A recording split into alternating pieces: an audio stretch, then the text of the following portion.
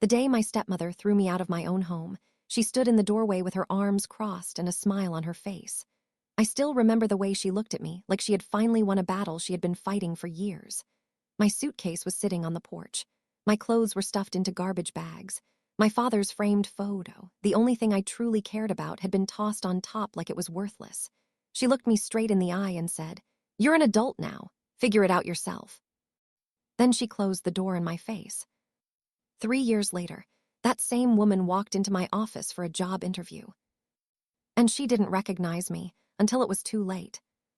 Tell me honestly, was I wrong for what happened next? Because part of me still wonders if I crossed a line, even after everything she put me through.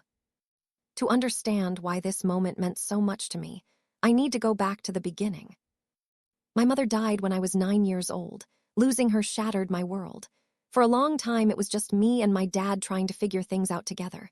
We weren't rich. We weren't perfect. But we were happy.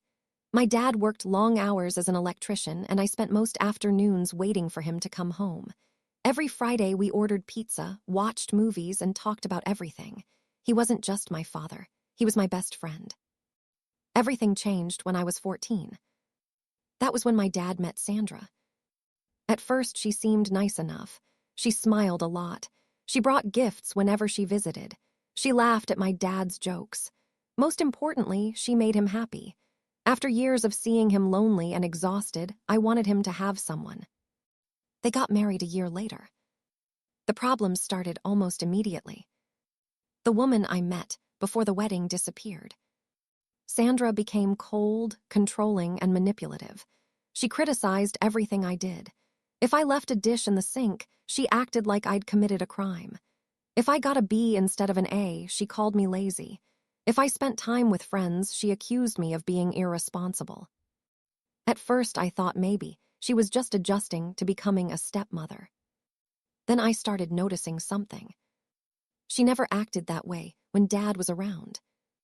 The moment he came home from work, she transformed into the sweetest woman on earth. She would hug me, ask about school, and act concerned about my future.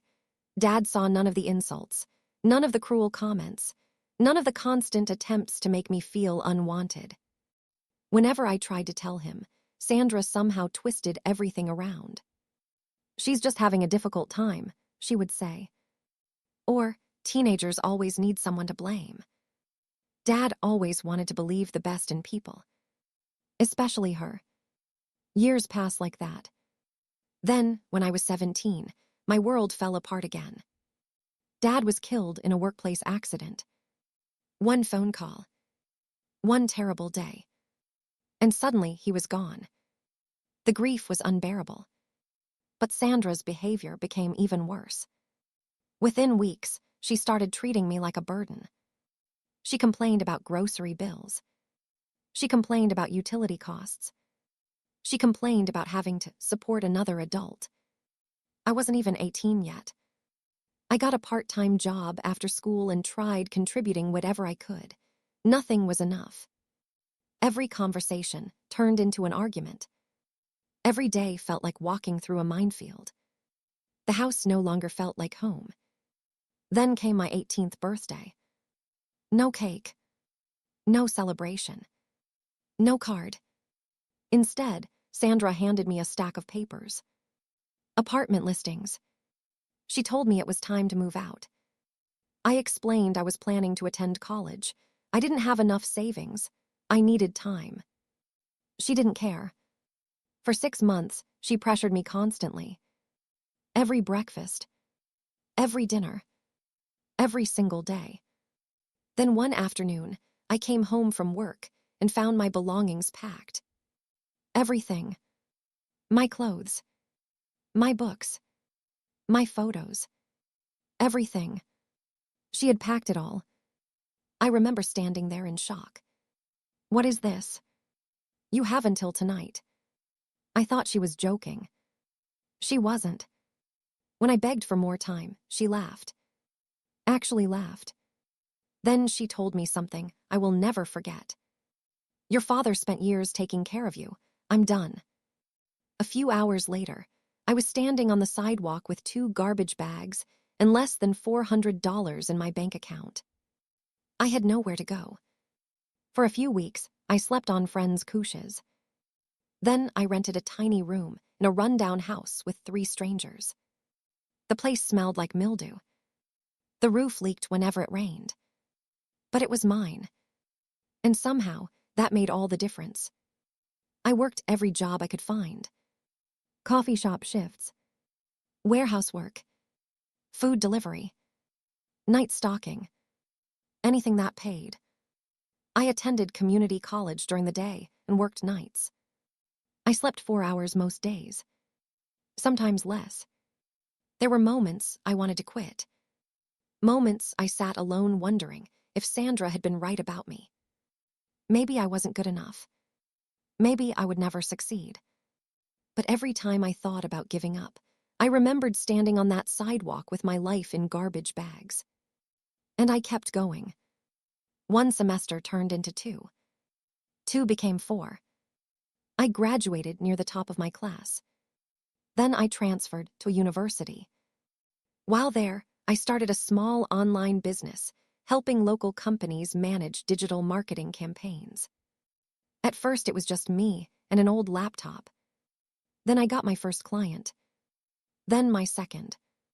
Then my 10th. Within 2 years, the business exploded. Companies started referring other companies. Revenue grew. I hired employees, leased office space, expanded into multiple cities. For the first time in my life, I wasn't just surviving. I was thriving. And honestly, the best part wasn't the money. It was proving to myself that Sandra had been wrong. I wasn't worthless. I wasn't lazy. I wasn't a burden. I was capable. More capable than anyone had ever given me credit for. 3 years after being thrown out, I was sitting in my office reviewing applications for a management position. We had grown so quickly that I couldn't personally interview everyone anymore. Normally, HR handled it. But something caught my eye. A familiar name. Sandra. At first, I thought it had to be another person. Then I saw the address, the employment history, the age. It was her. Apparently, she'd lost her previous job. Her finances weren't doing well. And now, she was applying to work at my company. The irony was almost unbelievable. So that's the situation I found myself in. The woman who had thrown me out with nothing was now asking for a chance from the company I built from scratch. Before I tell you what happened next, I want you to imagine yourself in my shoes and comment below what you would have done. Would you have rejected her application immediately? Would you have confronted her? Or would you have given her a chance? Because I spent an entire night trying to decide. Part of me wanted revenge. Part of me wanted closure. Part of me wanted to prove I was better than her. In the end, curiosity won. I scheduled the interview. The day arrived. I watched through the office window as Sandra entered the building. She looked older, more tired. Life clearly hadn't been easy. For a moment, I almost felt sorry for her. Almost. She sat in the conference room, reviewing notes. She still hadn't recognized the company owner listed on the website. Or maybe she hadn't paid attention. Either way, she had no idea. When I finally walked into the room, she froze. Her face turned white. The silence lasted several seconds. Then she whispered my name. I smiled politely. "Good morning, Sandra." The panic in her eyes was impossible to miss. Suddenly, she wasn't confident anymore.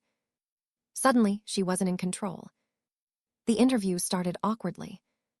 She stumbled through answers, avoided eye contact, sweated constantly.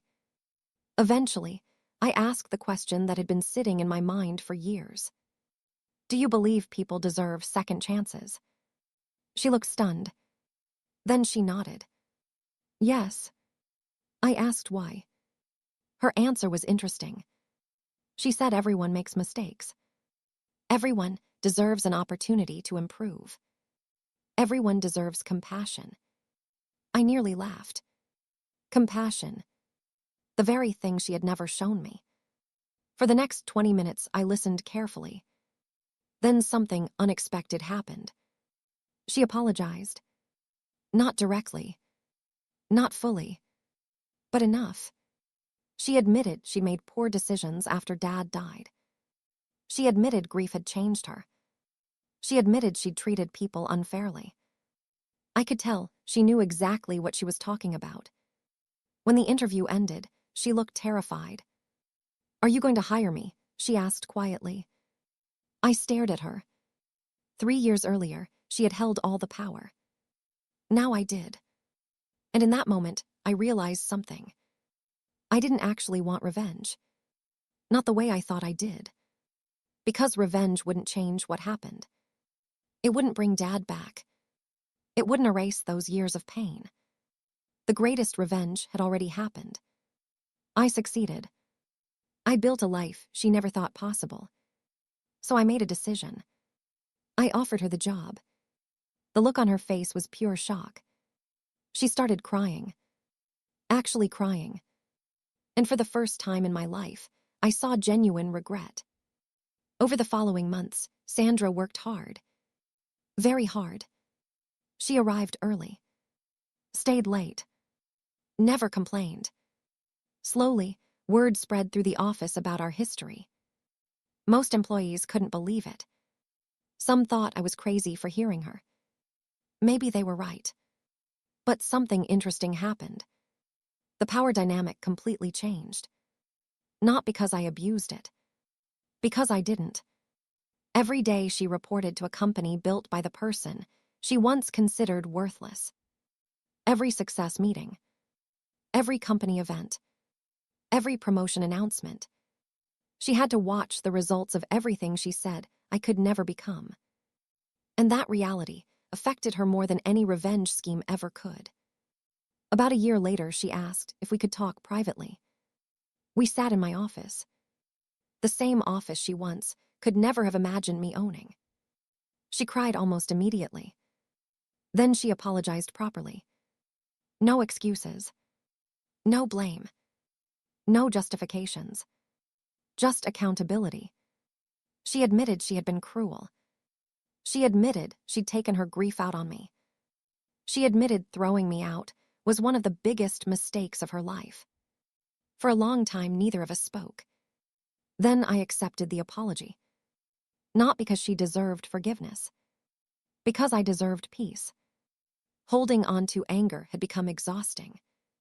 Letting go felt better. Today, our relationship isn't perfect. It probably never will be. But it's civil, respectful, and surprisingly healthy. Sometimes people ask whether I regret hearing her. The answer is no. Because that experience taught me something important. Success isn't about proving your enemies wrong. It's about proving yourself right. The people who underestimate you don't define your future. The people who abandon you don't determine your worth. And the people who try to break you often end up becoming witnesses to your greatest achievements. If there's one lesson I learned from all of this, it's that your lowest moment doesn't have to be your final chapter. The day Sandra threw me out, I thought my life was over. Looking back now, that day was actually the beginning. It forced me to become stronger, more independent, and more determined than I ever would have been otherwise. So that's my story. If you were on my side, make sure to like this video. If you enjoy stories about revenge, justice, and unbelievable life turnarounds, subscribe for more stories like this. And most importantly, share your final thoughts on this whole mess in the comments section. Would you have hired Sandra, or would you have turned her away? I genuinely want to know. Thanks for listening, and I'll see you all in the next story.